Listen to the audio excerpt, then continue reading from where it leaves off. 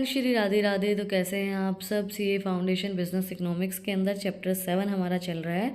पिछली जो हमारी वीडियो थी उसके अंदर हमने कवर किया था फिक्शल फंक्शंस के अंदर रीडिस्ट्रीब्यूशन फंक्शन, और उससे पहले हमने एलोकेशन फंक्शन को कवर किया था। तो अगर आपने वो वीडियोस नहीं देखी हैं तो उनका जो लिंक है वो डिस्क्रिप्शन में है, आप लोग जाके चेक कर सकते हैं। आज हम कवर करेंगे third function of fiscal functions के अंदर आता है जो हमारा, वो आता है stabilization function.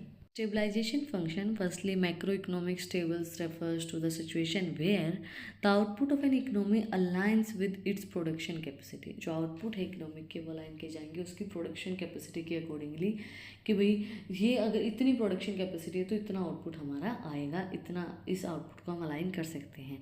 Total spending in the economy match total output, जो टोटल स्पेंडिंग है हमारी इकोनॉमी की वो टोटल आउटपुट को मैच करेगी। Labour resource are fully employed, जो लेबर रिसोर्स हैं वो सब एम्प्लॉयड होंगे, फुल्ली एम्प्लॉयड होंगे। Inflation remain low and stable, inflation जो है वो लो रहेगा और सुटेबल रहेगा। स्टेबलाइजेशन फंक्शन मतलब हर चीज़ को हम सुटेबल करेंगे।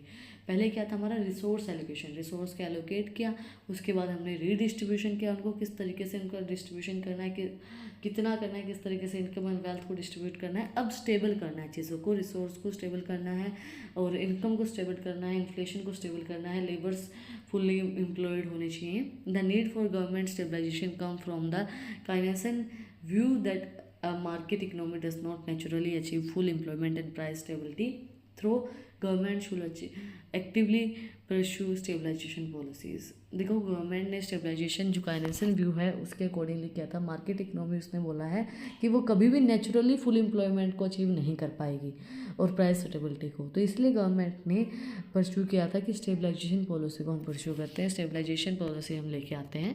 The market system has a tendency to create business cycle, and its ability to prevent or resolve disruptions caused by fluctuation in economic activity is limited. To promote full employment and price stability, the government and the central bank was prudent fiscal and monetary policies। Full employment लेके आने के लिए और price को suitable करने के लिए government फिर क्या करेगी, फिक्सल एंड मॉनेटरी पॉलिसीज़ को लेके आएगी। अब हम फिक्सल पॉलिसीज़ के अंदर उसका ओवरव्यू ले रहे थे, उसके फंक्शंस दे रहे थे। अब फिक्सल पॉलिसी क्या होगी, फिक्सल पॉलिसी स्टेबलाइजेशन में किस तरीके से हेल्प करेगी। Without appropriate government intervention, economic instability such as recession and inflation can persist for extended period, causing significant hardship, especially for poor section of society. Additional, there is a risk of stagflation where inflation and employment occur simultaneously and completing the situation further। देखो simple सी चीज़ है, government का इंटरवेंस बहुत ज़्यादा ज़रूरी है, नहीं तो recession और इन्फ्लेशन आ जाएगा और वो सबसे ज़्यादा कॉज करेगा पुअर, जो हमारे पुअर सेक्शन है सोसाइटी का, जो गरीब लोग हैं उनके ऊपर ज़्यादा कॉज करेगा। एडिशनली रिस्क रहेगा और इन्फ्लेशन का, अनएम्प्लॉयमेंट का, जो कि सिचुएशन को बद से बदतर बना देगा और ज़्यादा ख़राब कर देगा। The stabilization function is also affected by the contingent effect where increased international interdependence and financial integration allow forces of instability to spread from one country to another. Stabilization function जो है वो और भी ज़्यादा अफेक्ट होता है, जो contingent effects हैं, मतलब जब इंक्रीज़ होता है इंटरनेशनल इंटरडिपेंडेंस और फाइनेंशियल इंटीग्रेशन फोर्सेस और एक कंट्री से दूसरी कंट्री के अंदर, जब इंटरनेशनल आप इंटरडिपेंडेंस कर रहे हो, फाइनेंस मतलब फाइनेंस में जैसे डॉलर है वो बढ़ रहा है, हमारी कंट्री का पैसा गिरता जा रहा है, तो वो भी दिक्कत क्रिएट करेगा, इनस्टेबिलिटी क्रिएट करेगा। This function is concern with the overall performance of the economy in terms of, ये जो फंक्शन है ये पूरी ओवरऑल इकोनॉमिक परफॉर्मेंस को देखता है, जिसके जो क्या क्या है, labour employment and capital utilization, labour का पूरा एम्प्लॉयमेंट प्रोवाइड करवाने में, कैपिटल को पूरी तरीके से यूटिलाइज करवाने के लिए, ओवरऑल आउटपुट और इनकम को देखने के लिए, जनरल प्राइस लेवल को चेक करने के लिए जनरल प्राइस लेवल सही है नहीं है, बैलेंस करने के लिए इंटरनेशनल पेमेंट्स को और इकोनॉमिक ग्रोथ रेट्स को। मतलब कि जो स्टेबलाइजेशन फंक्शन है ये इकोनॉमिक की ओवरऑल परफॉर्मेंस देखता है, भाई एम्प्लॉयमेंट है, कैपिटल अच्छी चल रही है, यूटिलाइजेशन अच्छा हो रहा है, आउटपुट इनपुट कितना हो रहा है, आउटपुट और इनकम कितनी आ रही है, कितने आउटपुट से हमें कितनी इनकम हो रही है, प्राइस लेवल क्या चल रहा है, इंटरनेशनल पेमेंट्स बैलेंस है या नहीं है, इकोनॉमिक ग्रोथ रेट सही चल रहे हैं नहीं चल रहे हैं, ये सब चीज़ें, ये सब फंक्शन स्टेबलाइजेशन फंक्शंस परफॉर्म करता है, काम करता है। अब बात हम करते हैं स्टेबलाइजेशन फिक्सल पॉलिसीज़ में किस तरीके से काम करता है।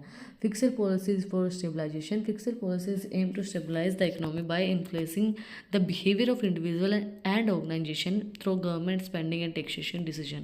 फिक्सल पॉलिसीज़ का मेन एम होता है सुटेबल करना जो भी इन्फ्लेशन आ रहा है और जो भी इंडिविजुअल और ऑर्गेनाइजेशन गवर्नमेंट स्पेंड करी है, जो भी गवर्नमेंट के पास टैक्सेशन से पैसा आ रहा है वो कहाँ पे स्पेंड करी, किस तरीके से स्पेंड कर रही है, और हर चीज़ को सुटेबल रखना है। इकोनॉमिक के अंदर इन्फ्लेशन को सुटेबल रखने के लिए, बिहेवियर जो इंडिविजुअल्स का ऑर्गेनाइजेशन का है उसको सही रखने के लिए, और गवर्नमेंट की स्पेंडिंग्स को देखने के लिए कि गवर्नमेंट सही डिसीजन ले रही है, टैक्स का पैसा गवर्नमेंट को मिला है उसको सही डिसीजन ले रही है स्पेंड करने के लिए, कहीं गलत जगह पे तो स्पेंडिंग नहीं कर रही है। Government spending inject money into the economic stimulating demand while tax reduce disposable income leading to decrease demand.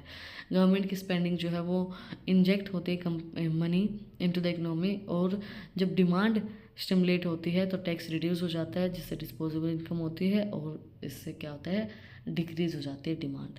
During a recession the government may increase spending, cut tax और use a combination of both to boost aggregate demand and put more money in people's hands. जब recession का time आता है तो government क्या करती है, recession और ये सब जो फेजेस हैं वो हमने पिछले से पिछला जो हमारा चैप्टर था उसमें कवर किए हैं, तो ये आपको देखने पड़ेंगे और साथ साथ देख रहे हो तो आपको समझ में आ जाएगा रिसेशन का मतलब क्या होता है। तो रिसेशन के टाइम पे गवर्नमेंट क्या करती है, इंक्रीज़ करती है अपनी स्पेंडिंग को और टैक्स को कट करती है, जिससे कम्बिनेशन होता है जो यूज़ करती है वो दोनों का, एग्रीगेट डिमांड का भी और लोगों के हाथ में पैसा भी दे रही होती है। Combat high inflation the government में रिड्यूस स्पेंडिंग और टैक्स और राइज टैक्स। दिस मीन्स देखो जब हाई इन्फ्लेशन हो रहा है, बहुत ज़्यादा इन्फ्लेशन हो रहा है, तो उसको कम करने के लिए गवर्नमेंट क्या करती है, स्पेंडिंग को कम कर देती है और टैक्स को बढ़ा देती है। इसका मतलब expensive fiscal policies use to address recession, जो फिक्सल पॉलिसीज हैं वो रिसेशन को कम एड्रेस करने में यूज़ करते हैं, कम करने में, और contrary fiscal policies employed to control high inflation, और उसके कॉन्ट्रेरी में जो फिक्सल पॉलिसीज हैं वो यूज़ की जाती हैं हाई इन्फ्लेशन को कम करने के लिए। Types and economic activities. The type of budget surplus deficit also affect economic activity. जो बजट है हमारा सरप्लस में, डिफिसिट में, वो भी अफेक्ट करता है इकोनॉमिक एक्टिविटीज़ को। डिफिसिट का मतलब क्या होता है, लॉस में है, और सरप्लस का मतलब क्या होता है, प्रॉफिट में है। तो deficit budget are expected to stimulate economic activity. अगर डिफिसिट में बजट है तो इकोनॉमिक एक्टिविटीज़ इंप्रूव की जाएंगी, बढ़ाई जाएंगी, ताकि बजट सरप्लस में आए, और अगर बजट सरप्लस में है तो tend to slow down economic activity. अगर हम प्रॉफिट में हैं तो इकोनॉमिक जो एक्टिविटी होती हैं उनको स्लो डाउन कर दिया जाता है, उनको धीरे धीरे मतलब कम कर दिया जाता है, और अगर डिफिसिट में है तो बढ़ा दिया जाता है, और सरप्लस में तो कम कर दिया जाता है इकोनॉमिक एक्टिविटीज़ को।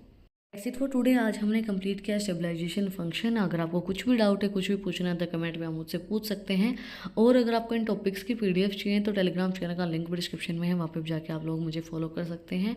और भी इंटरेस्टिंग रील्स को देखने के लिए इंस्टाग्राम चैनल का लिंक भी डिस्क्रिप्शन में है, वहाँ पर जाके आप लोग मुझे फॉलो कर सकते हैं। और अगर यहाँ तक वीडियो को देखा है तो सब्सक्राइब के बटन पर भी एक मुक्का मार दो, बेल आइकन प्रेस करो, ताकि जो सबसे पहले अपडेट है वो आप लोग के पास आए। फिर मिलते हैं एक नए वीडियो के साथ, एक नए टॉपिक के साथ। Like share and subscribe. Thank you for watching my video and enjoy your life.